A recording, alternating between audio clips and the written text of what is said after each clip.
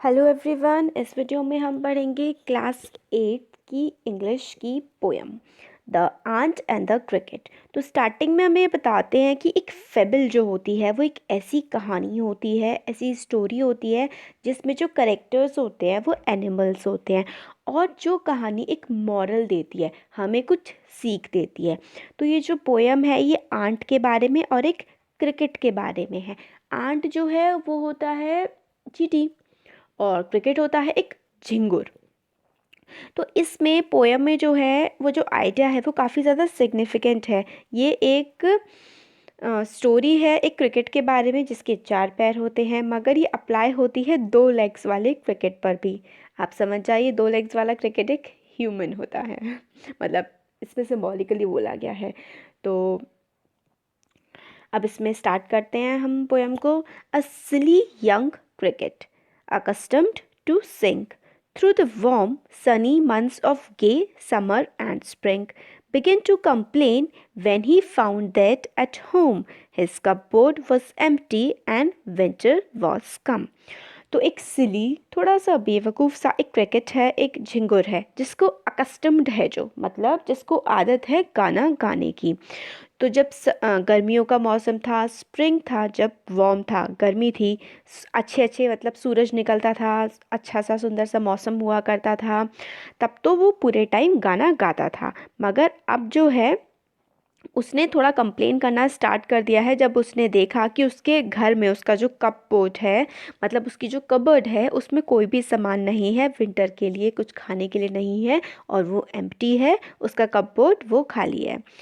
Not a crumb to be found on the snow-covered ground. Not a flower could he see, not a leaf on a tree. तो crumb का मतलब होता है एक छोटा सा कुछ खाने की कोई भी चीज़, जैसे कि आप पीस ऑफ ब्रेड भी उसे कह सकते हैं। तो एक पीस ऑफ ब्रेड भी नहीं था जो खाने के लिए अवेलेबल हो। हर तरफ जो है वो क्या है, बर्फ़ जमी हुई थी। जो ज़मीन थी ना पूरी की पूरी, उस पर पूरे में बर्फ़ जो है वो जमी हुई थी। Not a flower could he see, और उसको कोई फूल भी कहीं पर भी दिखाई नहीं दे रहा था, और ना ही कहीं पर किसी पेड़ पर कोई पत्ती दिखाई दे रही थी। मतलब क्या था कि ठंड आ चुकी थी बहुत ज़्यादा। ओह व्हाट विल बिकम से द क्रिकेट ऑफ मी। अब क्रिकेट सोचता है मैंने तो खाने के लिए कुछ भी जमा नहीं किया समर्स में, अब क्या मेरी हालत हो गया। वो परेशान हो जाता है ये सोच के। At last, by starvation and famine, made bold, all dripping with wet and all trembling with cold. Away he set off to a miserly aunt to see if, to keep him alive, he would grant. तो अब बहुत ज़्यादा starvation का मतलब होता है बिल्कुल भूख से मरी हुई हालत में हो जाना। फेमीन का मतलब होता है बिल्कुल भूखे होना। अब स्टारवेशन और फेमीन ने उसे बोल्ड बना दिया था, मतलब इस बात पर मजबूर कर दिया था कि भाई वो किसी से कुछ अब खाने के लिए मांगने जाए। तो अब इतनी ठंड में बिल्कुल कपकपाता हुआ, ट्रेम्बल करता हुआ, कपकपाता हुआ वो जाता है किसके पास, माइजरली आंट। माइजर का मतलब होता है जो कंजूस होते हैं, कंजूस चींटी के पास वो जाता है टू सी, ये देखने के लिए कि क्या वो मतलब उसको कुछ दे देगी इसमें इतनी सर्दी में सरवाइव करने के लिए, जिंदा रहने के लिए। He would grant him shelter from rain and a mouthful of grain. He wished only to borrow, he would repay it tomorrow. तो फिर वो कहता है कि क्या पता जो आंट है उसको शेल्टर दे दे, उसको अपने घर में रहने की जगह दे दे, क्योंकि जो रेन है, बारिश पड़ रही थी, उससे बचने के लिए। और उसको कुछ ग्रेन, मतलब ग्रेन का मतलब कुछ खाने के लिए कुछ खाने दे दे। माउथ फुल ऑफ ग्रेन मतलब इतना दे दे कि उसका थोड़ा बहुत सा थोड़ा पेट भर जाए। और क्रिकेट जो था वही सोच रहा था कि वो सिर्फ बोरो करेगा। बोरो करने का मतलब होता है उधार लेना। उसने ये सोचा था कि वो आंट से सिर्फ उधार लेगा और जो रीपे कर देगा, वापस कर देगा टुमारो, मतलब कल जो आएगा उसमें। If not he must die of starvation and sorrow. अगर आंट जो है वो ऐसा नहीं उसको खाना देगी या फिर वो आंट से मांगने नहीं जाएगा तो वो तो भूख से ही मर जाएगा। स्टारवेशन का मतलब होता है बहुत ज़्यादा भूख लगना और खाना ना होना, और सॉरो का मतलब होता है दुख। तो वो तो दुख और भूख से मर ही जाएगा ग्रास हॉपर, अगर वो खाना मांगने नहीं गया तो। फिर says the ant to the cricket, I'm your servant and friend, but we aunts never borrow, we aunts never lend. फिर आंट जो होती है, जब क्रिकेट आंट के पास जाता है खाना मांगने, तो आंट कहती है कि मैं तुम्हारी गुलाम हूँ, मैं तुम्हारी दोस्त भी हूँ। मगर जो आंट होती है ना, वो कभी बोरो नहीं करती, ना ही कभी किसी से उधार लेती हैं और ना ही किसी को लेंड करती। लेंड करने का मतलब होता है उधार देना। तो ना ही आंट्स बोरो करती हैं, किसी से उधार लेती हैं, ना ही किसी को लेंड करती हैं, उधार देती हैं। But tell me, dear Cricket, did you lay nothing by when the weather was warm? Quoth the Cricket, not I. तो वो जो आंट होती है वो क्रिकेट से पूछती है कि जब इतनी अच्छा मौसम हो रहा था, गर्मी हो रही थी, इतना अच्छा वार्म गर्म वेदर था, तो क्या तुमने कुछ भी खाने के लिए बचा करके नहीं रखा अपने पास इतने अच्छे वेदर में? अब क्रिकेट बिल्कुल हताश होकर बोलता है, नहीं नहीं, मैंने नहीं रखा कुछ बचाने के लिए, बचा कर रखा खाने के लिए सर्दियों में। My heart was so light that I सैंग day and night, for all nature looked के यू सैंग सर यू से। तो फिर वो कहता है कि मेरे को मौसम इतना अच्छा लगता था, मेरा मन हल्का रहता था, मैं तो दिन रात गाना गाता रहता था, क्योंकि नेचर था, मौसम था, वो बहुत ही ज़्यादा अच्छा था। फिर आंट क्या कहती हैं, go then says the ant and dance the winter away. फिर वो कहती है कि जाओ, फिर बाहर जाओ, डांस करो और विंटर को यहाँ से भगा दो। दस ending he hesitantly lifted the wicket and out of the door turned the poor little cricket. Folks call this a fable. I will warrant it true. Some crickets have four legs and some have two. तो इसमें ये फिर आगे क्या होता है कि aunt कहती है कि जाओ डांस करो बाहर जा कर के आराम से, विंटर भगा दो यहाँ से और खाना ढूंढ लो अपना।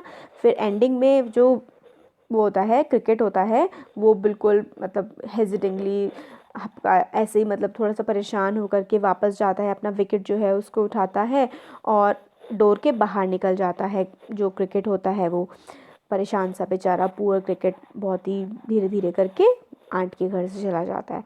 फिर लास्ट में जो पोएट है कहते हैं कि फोक्स जो हैं, लोग, फोक का मतलब होता है लोग, लोग जो हैं इसको फेबल कहते हैं, एक स्टोरी कहते हैं। मगर जो पोएट है वो कहते हैं कि मैं ये मानता हूँ ये सच है, क्योंकि कुछ क्रिकेट जो हैं वो 4 लेग्स के होते हैं और कुछ होते हैं 2 लेग्स के। इन्होंने इशारा किया है ह्यूमंस की तरफ, क्योंकि कुछ लोग जो हैं वो अपने फ्यूचर के लिए बिल्कुल भी प्रिपरेशन नहीं करते हैं। आज सब अच्छा है, उसी में खुश रहते हैं, डांस करते रहते हैं, फ्यूचर के लिए थोड़ी सी भी प्रिपरेशन नहीं करके रखते।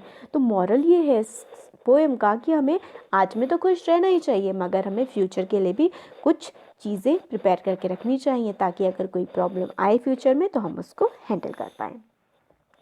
तो अब देखिए, अब इसमें हमें वो दिया हुआ है क्वेश्चन आंसर्स इसके, तो पहले ये देख लेते हैं इसके क्वेश्चन आंसर्स। पहले चलिए ग्लॉसरी में देख लेते हैं। अकस्टम्ड टू सिंग मतलब हैबिट होती है, जिसको अगर गाना गाने की तो उसको हम बोलते हैं कि अकस्टम्ड है, उसको आदत है किसकी, गाना गाने की। फिर नेक्स्ट है फेमीन। फेमीन का मतलब होता है जब खाने की कमी होती है, कुछ खाने के लिए नहीं होता है। ले नथिंग बाय का मतलब होता है कुछ भी बचा करके नहीं रखा। कोथ का मतलब होता है कहना। अब क्वेश्चन आंसर्स देखते हैं। पहला है cricket says oh what will become of me, when does he से इट एंड व्हाई।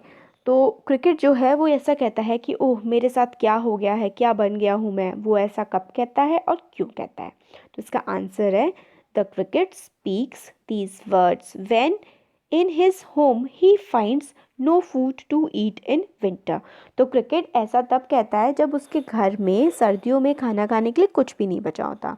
तो he says this when he finds no food to eat in winter. Next question है,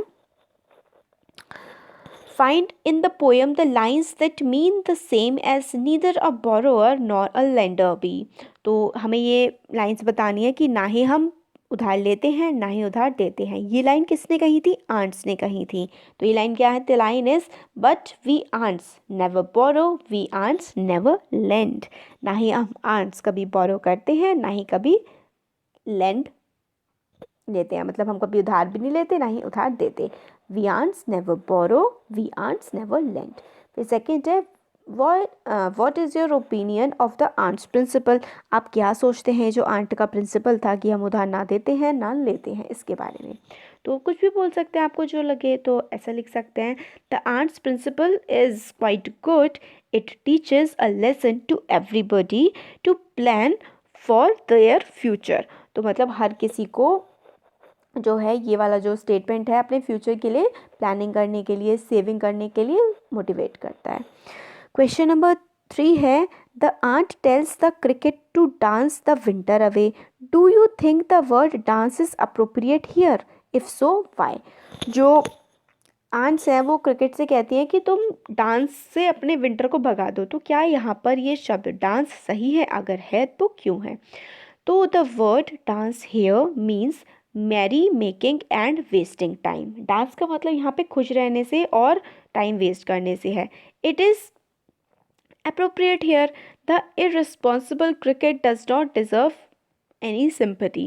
क्योंकि ये चीज़ अप्रोप्रिएट है क्योंकि जो क्रिकेट था वो इररिस्पॉन्सिबल था और उसने अपना लिए फूड जमा करके नहीं रखा था, विंटर्स मतलब समर्स में विंटर्स के लिए खाना जमा करके नहीं रखा था, तो इसलिए आंट ने उसके साथ ऐसा बिहेव किया। तो ठीक है, सही कह सकते हैं उसे, ताकि आगे के लिए उसे लेसन मिल जाए क्रिकेट को। फोर्थ है which lines in the poem express the poet's comment, read them aloud. अच्छा, लास्ट वाली जो लाइन है ना कि folks call this a fable और आई वॉन्ट इट ट्रू, ये वाला जो कमेंट है देखिए, ये वाला इसका आंसर होगा फोर्थ के फर्स्ट का। Folks call this a fable, I will want it true, ये है इसके फर्स्ट का आंसर। फोर्थ के सेकंड पार्ट का write the comment in your own words, आप अपने वर्ड्स में कमेंट ऐसे लिख सकते हैं कि yes I find this जो this comment of poet very true as it applies to the people who are lazy and don't save for their future, they waste time। तो नेक्स्ट आप लिख सकते हैं we should be diligent, we should be hardworking and should make merry but also plan about our future। इस तरीके से आप इसका आंसर जो है वो लिख सकते हैं। तो ये हो गई हमारी पोयम और इसके question answers complete. Thank you.